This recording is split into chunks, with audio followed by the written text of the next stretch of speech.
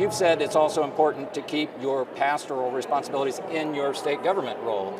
Some people say that's problematic. Yeah. What do you say to those folks? Yeah, so normally the pushback you get whenever you say, hey, I'm a pastor, I'm getting into politics, I believe there's a place for faith in politics. People always will quote the famous Jefferson letter phrase, separation of church and state.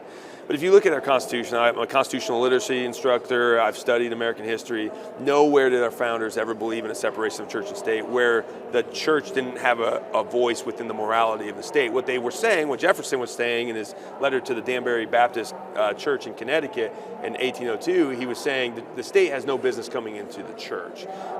Because if you take the faith aspect out of our nation, my question always is, well, who gets to decide morality? Right? This is not about proselytizing people from government. I'm not saying we should be giving altar calls from the Senate chambers, but somebody has to decide what's right and wrong, because that's what law is. Law is based on somebody's idea of morality. So my question is, if you remove the Judeo-Christian foundations that our founders had, who gets to be that moral lawgiver? Is it you? Is it me? I hope not. I mean, I think we're both pretty good guys, but we're not good at being the moral lawgivers. Is it Donald Trump? I hope not. Is it Nancy Pelosi? I hope not.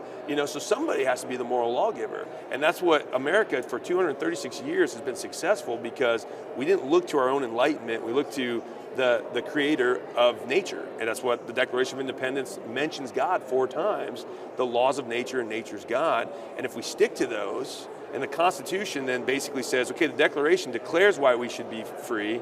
Constitution is what is the mechanism on how we stay free. And so all of that should be in our purview when we're saying, okay, how do we legislate? Who has the final supreme authority?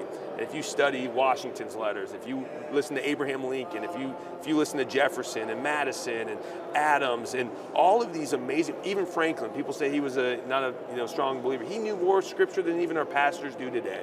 And they knew that if you root liberty in the laws of God, then you're going to have liberty protected for all people, for Christians, atheists, Jews, Muslims, Hindu.